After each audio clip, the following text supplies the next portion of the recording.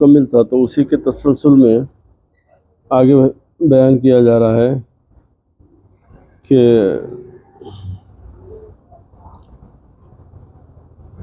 اب یہاں پر پیران پیر غوث اعظم دستگیر رضی اللہ تعالیٰ عنہ فرماتے ہیں کہ امر و نہی سے تمسک کرتے ہوئے، یعنی قرآن میں جو امر و نہی کا ذکر آیا، یعنی امر و نہی کیا ہے کہ کن باتوں کی اجازت ہے، کن باتوں سے انکار،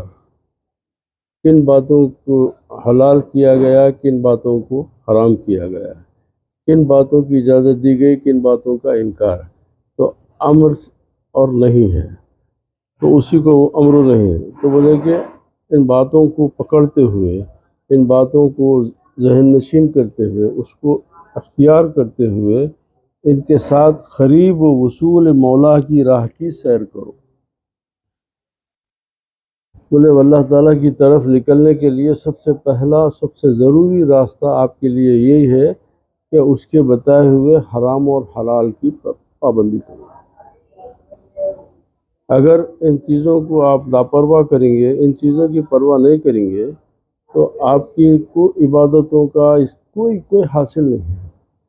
سب سے پہلی شرط یہ ہے کہ آپ اللہ تعالیٰ کے امر و نہی کے اوپر پورا ہر طریقے سے اس پہ عمل کریں، تو اس کو پکڑ لو۔ اور یہی ایک طریقہ ہے جو اللہ تعالیٰ کے قرب کے راستے میں آپ کو آگے بڑھنے کی آپ راستہ نکل سکتے ہیں۔ امر و نہی کے سوا ہر چیز کو خالق و پروردگار کے سپرد کر دو۔ اب جب ان دو باتوں کو پکڑ لو، اس کے بعد میں جو دوسری چیزیں ہیں وہ اللہ تعالیٰ کے حوالے کر دو۔ یعنی دولت ایمان سے نوازا کہ تم اللہ تعالیٰ کے اوامر و نواہی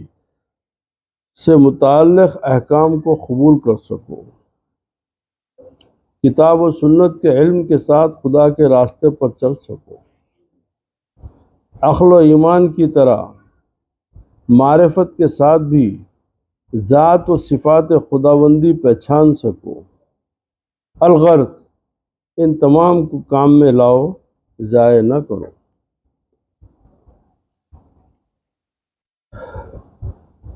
کہ جو تقدیر الہی سے پیدا ہوتے ہیں اور ان کے مصائب یعنی ان کی مصیبتیں، وہ محالک اور اس میں جو ہلاک ہونے والے دلوں کو تنگ اور طویرہ کر دیتے ہیں، یعنی احکام قضا و قدر اور اپنی معاش کے احوال و اوضاع۔ یعنی اب یہ بات کے بعد میں اب اس کے بعد جو بھی قضا و قدر کے جو معاملات ہیں، آپ کی تقدیر کے جو بھی معاملات ہیں، پہلا کام یہ ہے کہ ہم اللہ کے بتائے ہوئے اوامر و نواہی کے اوپر احتیاط سے عمل کریں۔ اس کے بعد جو تقدیر کے مسائل ہیں اس کو اللہ تعالیٰ پہ چھوڑ دیں۔ اس میں صرف ہمارا کام محنت کوشش کرنا ہے، اللہ تعالیٰ سے دعا کرنا ہے۔ اب اس کی بحث میں پڑھ کے کہ ایسا نہیں ویسا نہیں، تو یہ جو ہے ایمان کی کمزوری ہو جائے گی، اس سے ایمان آپ کا ضعیف ہو جاتا ہے۔ جس نے تمہیں مٹی سے بنایا، تمہاری پرورش کی، نطفہ بنایا اور پھر برابر اور معتدل ساخت والا قوی اور کامل مرد بنایا، اس سے کفر نہ کرو۔ جس چیز کا حکم دیتا ہے اس کے غیر کا ارادہ نہ کرو، یعنی اس کے سوا، اللہ کے سوا کوئی ارادہ نہیں ہونا، اللہ کے سوا کوئی ارادہ نہیں ہونا۔ اب دیکھیے، اب یہی جو اختلاف جو اکثر میں بات کو آپ لوگوں سے گوش گزار کرنا چاہتا ہوں کہ نبی کریم کی محبت، ان کے صحابہ کی محبت، اہل بیت کی محبت، اولیاء اللہ کی محبت، یہ تمام محبتوں کی اصل اللہ کی محبت ہے۔ کیونکہ اللہ کی محبت سے سروکار نہیں ہے تو ان تمام محبتوں کا کوئی فائدہ ہی نہیں ہوتا، اور ہماری ان سے جو محبت ہے اس کی اساس اللہ کی محبت ہے، کیونکہ یہ اللہ والے ہیں لہذا میں ان کا غلام ہوں، یہ اللہ والے ہیں، یہ اللہ کے نیک بندے ہیں، لہذا میں ان کا خدمت گزار ہوں۔ تو اصل محبت اللہ سے ہوتی ہے، اللہ ہی سے محبت، اور اللہ کی محبت کی وجہ سے یہ نیک بندوں سے، اللہ کے نیک بندوں سے محبت ہوتی ہے۔ اس کو یہ سمجھنا کہ اللہ کے غیر ہیں، اللہ کے غیر ہے تو میرے کیا تعلق ہے، اللہ کے غیر سے میرا کیا تعلق؟ ایک ایمان والے کے اللہ کے غیر سے تعلق نہیں ہوتا۔ اب یہ لوگ اللہ کا غیر ہیں تو آپ کا خیال ہے اللہ کا غیر ہے، ظاہر میں آپ ایسا سمجھتے ہیں، نہیں، وہ اپنی دوستی، اپنی قربت کی وجہ سے اپنی جانوں کو جیتے جی اللہ سبحانہ و تعالیٰ کی محبت میں، اس کی یاد میں فنا کر دیتے ہیں۔ وہ اب جو ہے فنا فی اللہ ہو جاتے ہیں۔ تب اس کے بعد میں کیا ہوتا ہے؟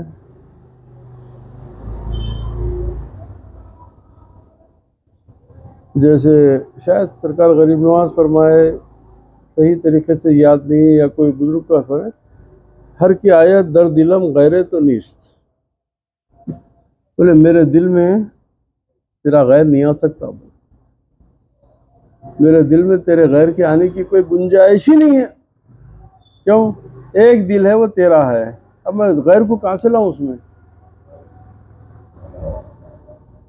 بولے ہر کی آیت در دلم غیرے تو نیست۔ اب آپ بول رہے ہیں کہ بھئی جو میرے دل میں آتا تیرے سوا کچھ بھی نہیں ہے، غیر نہیں ہے، تو پھر یہ رسول کریم کی محبت، یہ اہل بیت کی محبت، یہ صحابہ کی محبت، یہ غوث اعظم کی محبت، یہ غریب نواز، یہ غیر نہیں ہے کیا؟ نہیں، یا توئی، یا بو یہ تو، یا خو یہ تو، یا آپ ہے، یا آپ کی بو ہے، یا آپ کی خو ہے، غیر کہاں سے ہے؟ غیر میں طاقت کہاں سے ہوتی؟ غیر میں طاقت نہیں ہوتی، یا آپ ہوتے، یا آپ کی بو ہوتی ہے، یا آپ کی خو ہوتی ہے۔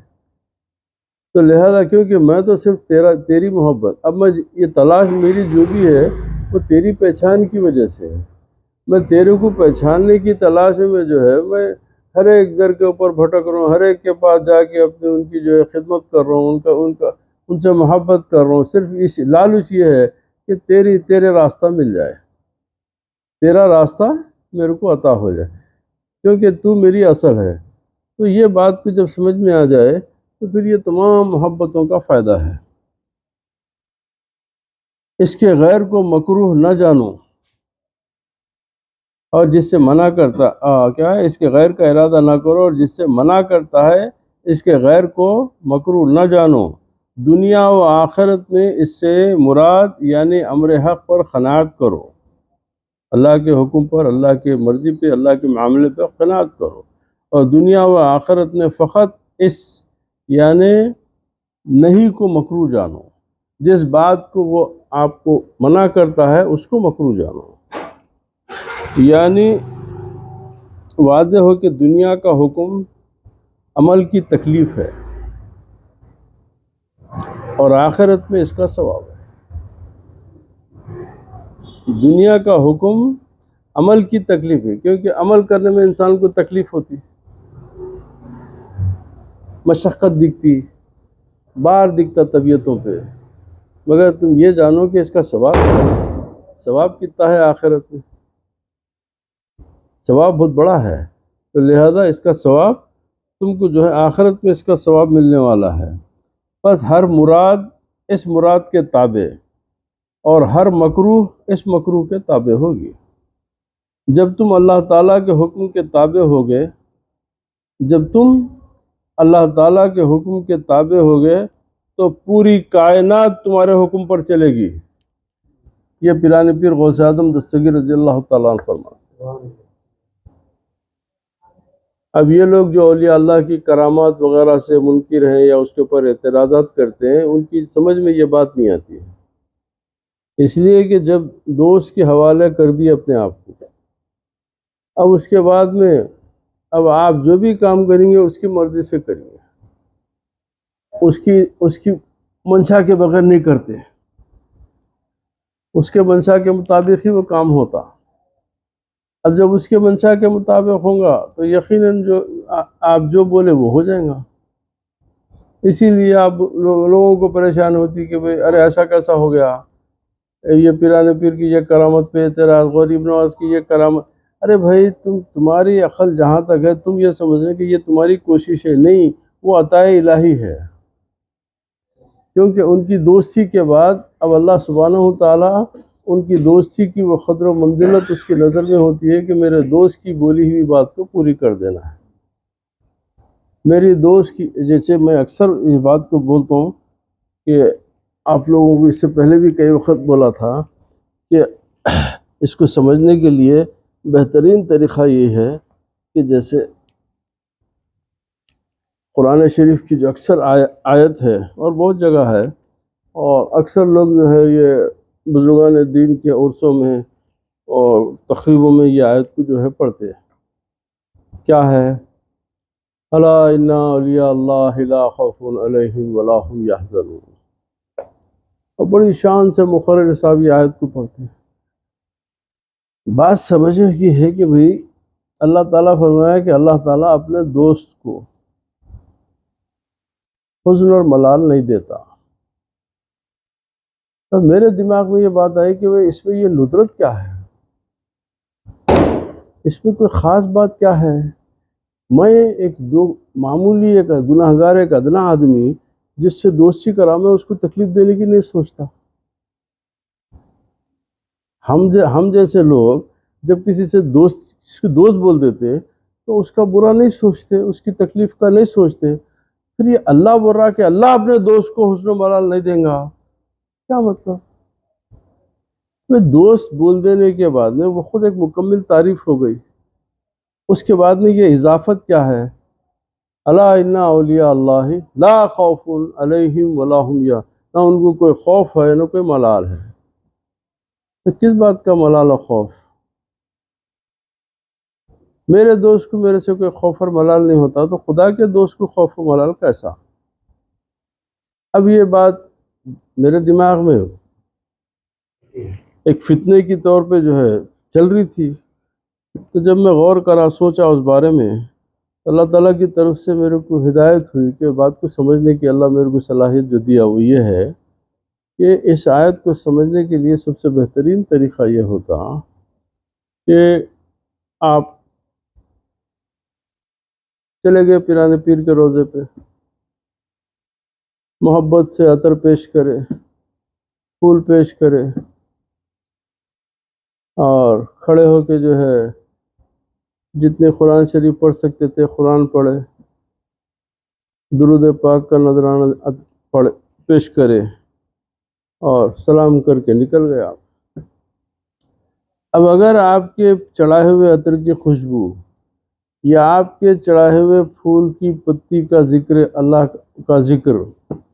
آپ کے پڑھے ہوئے کلام پاک کی تلاوت، اس کی وہ آیات کی آیات، آپ کا پیش کیا ہوا درود پاک کا نذرانہ، یہ کوئی چیز پیرانے پیر کو پسند آئی اور پیرانے پیر سماعت کر لیے اور ایک لمحے کے لیے بولے کہ بھئی یہ میرا غلام میرے پاس اتنی محبت سے آتا ہے، اس کے کام میں تاخیر کیوں ہو رہی ہے؟ تو اللہ تعالیٰ کو یہ آیت پوری کرنا پڑے گا۔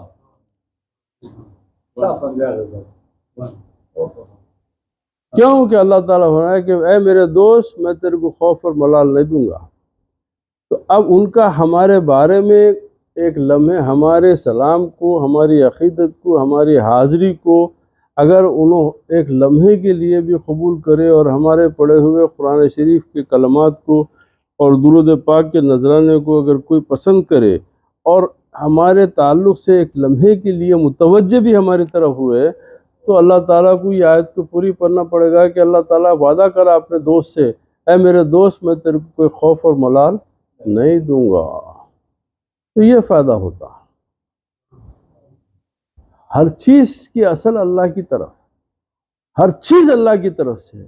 مگر اللہ تعالیٰ اسباب کے ذریعے، دنیا کا نظامی اسباب کے ذریعے، دنیا کا نظامی ہے،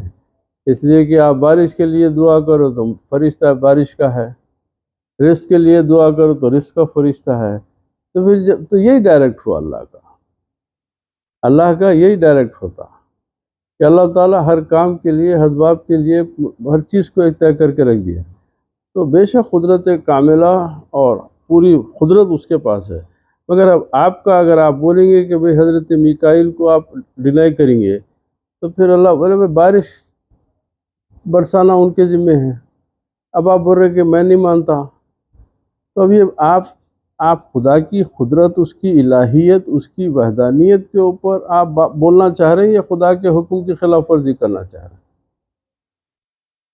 خدا کے فیصلے کی خلاف ورزی کرنا چاہ رہے ہیں آپ؟ بھئی آپ کو اللہ تعالیٰ کی الہیت بیان کرنے کے واسطے آپ کو یہی ہو گیا کہ آپ جو ہے اس کی جو مرتب کردہ تمام جو ہے جو طاقتیں ہیں اس سے انکار کرو آپ؟ نہیں نہیں نہیں،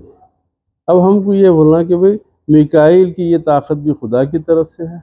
جبرائیل کی یہ قوت بھی اللہ کی طرف سے ہے، یہ انبیاء علیہ السلام کے پاس جو کچھ ہے وہ اللہ کی طرف سے ہے، اولیاء اللہ کے پاس بھی جو کچھ ہے وہ اللہ کی طرف سے۔ مگر اب چونکہ انہوں بیچ میں ہیں تو ان کو آپ ڈینائی مت کرو، ان کے ایگزسٹنس کو، ان کے وجود کو آپ ایک دم فراموش مت کرو، اس لیے کہ وہ وجود کو اللہ آپ کی پہچان کے لیے رکھا، وہ رکھا اس لیے کہ آپ ان کو پہچانو اور ان کے ذریعے ہمارے قریب ہو۔ ورنہ جب قرآن شریف میں بار بار کیوں بولا ہے کن مع الصابرین، وہ تیرے ساتھ ہو گئے تھے بس ہے نا، پھر اب بولا کہ نہیں صبر کرنے والوں کے ساتھ ہو، ہاں صالحین کی صحبت اختیار کرو، یہ تمام باتیں کیا ہے؟ یہ باتیں یہ ہے کہ چونکہ تمہاری میرے تک رسائی مشکل ہوتی ہے، تو جو میرے تک پہنچ چکا ہے تم اس کے قریب چلے جاؤ، تاکہ اس کی صحبت اور اس کی دعا، اس کی محبت، اس کے کرم سے، اس کے فضل سے تم میرے تک رسائی حاصل کرنے میں تم کو آسانی ہو جائے۔ اور یہی بعثت انبیاء علیہ السلام کا مقصد ہی یہ ہے۔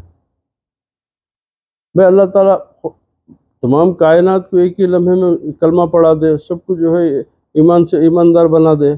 نہیں، ایسا نہیں ہے۔ انہیں آپ کو بھیج کے، پھر انبیاء علیہ السلام کو بھیج کے، اپنی کتابیں بھیج کے تم کو تمام حجت کی تکمیل کروایا۔ اب آپ بولیں گے کہ بھئی میں محمد رسول اللہ کا کیا استغفر اللہ لینا دینا، ہو تو اللہ کی طرف سے ہے، یہ بڑی گنتی بات ہے۔ جب اللہ منتخب کرا ان کو، اللہ آپ کی ہدایت کے لیے، آپ کی شفاعت کے لیے، آپ کی رہبری کے لیے جب ان کو منتخب کرا، تو آپ کا یہ بولنا کہ ان کے وجود کی ضرورت نہیں ہے، تو یہ جہالت ہے، اور اس میں اللہ تعالیٰ کی بڑائی بیان کرنا نہیں ہے، دراصل مقصد کچھ اور ہے اور سہارا کچھ اور لیا جا رہا۔ اللہ تعالیٰ نے بعض کتابوں میں فرمایا ہے کہ اے بنی نوح انسان، میرے سوا کوئی معبود نہیں ہے، جب میں کسی چیز کو کہتا ہوں ہو جا تو وہ ہو جاتی ہے، تو میری اطاعت کر، میں تجھے اس طرح دوں گا کہ جب تو کسی چیز کے متعلق کہے گا ہو، وہ ہو جائے گی۔ سبحان اللہ۔ اب یہ کون فرما رہے ہیں؟ پیران پیر حضرت غوث اعظم دستگیر فرما رہے ہیں۔ فرمایا کہ تو میری ایسی اطاعت کر، اس طریقے میری اطاعت کر کہ میں تجھے اس طریقے سے دوں گا کہ جب تو کسی چیز کو ہو بولے گا وہ ہو جائے گا، کیونکہ جب تم مکمل طور پر میری اطاعت کرو گے، امر و نہی کے تابع، اپنی ذات سے فانی اور میری ذات سے باقی ہو جاؤ گے، تو میری قدرت کے انوار اور آثار تجھ میں ظاہر ہوں گے۔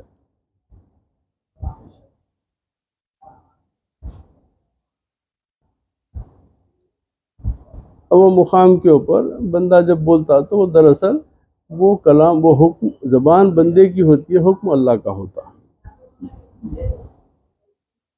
اور اللہ کا بندہ اللہ کی مرضی کے بغیر کوئی بات نہیں کرتا۔ اس لیے کہ انبیاء علیہ السلام کے بارے میں جیسے فرمایا کہ وما ينطق عن الهوى ان هو الا وحی یوحی، تو اب یہ وحی کا ذکر ہے۔ اولیاء اللہ سے بھی اللہ تعالیٰ کی راز بات چیت ہوتی ہے، وہ ہوتی ہے الہام کے ذریعے، وہ ہوتی ہے الہام کے ذریعے۔ وحی صرف انبیاء کے لیے مختص ہے، مگر وحی کے علاوہ اللہ سبحانہ وتعالیٰ اپنے بندوں سے رابطہ رکھتا ہے، اور اس رابطے کو کہتے ہیں الہام۔ تو اولیاء اللہ کا جو کلام ہوتا ہے وہ الہامی کلام ہوتا ہے، کہ جب اللہ سبحانہ وتعالیٰ ان پہ الہام کرتا ہے تو وہ لوگ اس الہام کے تحت وہ اپنی بات کہتے ہیں۔ تو اس کو یہ سمجھنا کہ ان کی بات ہے، نہیں، زبان ان کی ہے، زبان ان کی ہے، حکم خدا کا ہے، حکم خدا کا ہے، کیونکہ اللہ تعالیٰ کا نظام وہی ہے۔ قرآن پاک کس کا کلام ہے؟ زبان کس کی ہے؟ محمد رسول اللہ۔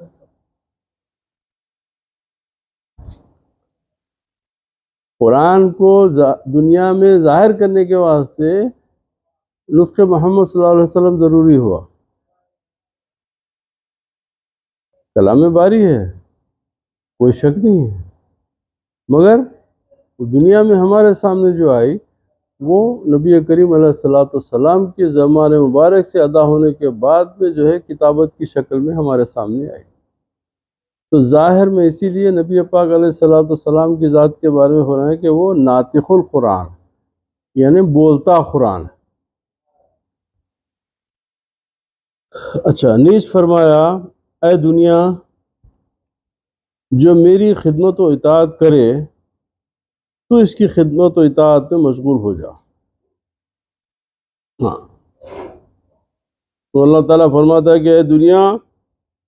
سن، جو میری اطاعت کرے گا، میری فرما برداری کرے گا تو اس کی اطاعت اور فرما برداری کرنا، اور جو تیری خدمت کرے تو اسے مصیبتوں کے نظر کر دے، اور جو تیری خدمت میں لگ جائے اس کو مصیبتوں میں گرفتار کر دے۔ جب میری خدمت کرے گا اس کی غلام بن جا، اور جو تیری خدمت کرے انہیں مصیبتوں کے حوالے ہو جائیں گا۔ ہاں، جب خدا کی طرف سے نہیں وارد ہو تو تم یوں ہو جاؤ جیسے تمہارے جوڑ ڈھیلے پڑ گئے ہوں، تمہارے حواس خمسہ ساکن ہو گئے ہوں، دل دیوانہ سست اور باشگاف ہو گیا ہو، سینہ تنگ جسم مردہ ہو گیا ہو، خواہش نفس زائل اور بشری رسوم مٹ چکی ہوں، طبیعت کے نشانات محو اور میل و شہوات کا اثر فراموش، گھر پر اندھیرا چھایا ہوا، دیواریں گر پڑیں اور چھت گرنے سے گھر تباہ ہو گیا ہو، سوچنے سمجھنے کی صلاحیتیں تباہ ہو گئی ہو، تمہارے کان ایسے ہوں گویا بہرے ہو۔ ہاں، اس لیے کہ اگر تم نہیں وارد ہو تو تم یوں ہو جاؤ، جب اللہ تعالیٰ کی بات جب کسی چیز سے تم کو منع کرتا تو بولے ایسے ہو جاؤ۔ ہاں، جب تم اس کی صحیح اطاعت اور اس کے حکم کو سمجھنے کے لائق ہوں گے، یعنی مطلب یہ ہے کہ اچھا، اب اس کے بعد اور اسی طرح پیدا ہوئے ہیں، آنکھوں پر پردہ آ گیا ہو، آشوب چشم کسی کیفیت ہو، اور شدت درد کی وجہ سے مادرزاد اندھے کی طرح ختم ہو گئی ہو، ہونٹ ایسے ہوں گویا زخمی اور پھوٹ گئے ہوں، زبان گویا کہ گنگ اور کند ہے، دانت گویا پیپ اور درد اور پراگندگی کی وجہ سے زخم بن چکے ہیں، اور ہاتھ گویا شل ہونے کی وجہ سے پکڑنے کی قوت سے عاری ہیں، اور پاؤں تزلزل اور ریشے کا شکار ہمیں ہیں، قوت مردانگی کے ختم ہونے سے اپنے کام سے ہٹ گئی ہو، پیٹ گویا سیر ہونے کی وجہ سے کھانے سے بے نیاز ہو گیا ہو، عقل پر جنون و فساد طاری ہو، جسم مردہ ہو چکا ہو، جیسے قبرستان کی طرف اٹھا کر لے جایا جا رہا ہو، لہذا امر کی صورت میں سننا اور جلد بجا لانا ہوتا ہے، اور نہیں میں بیٹھنا اور کوتاہی کرنا ہوتا ہے،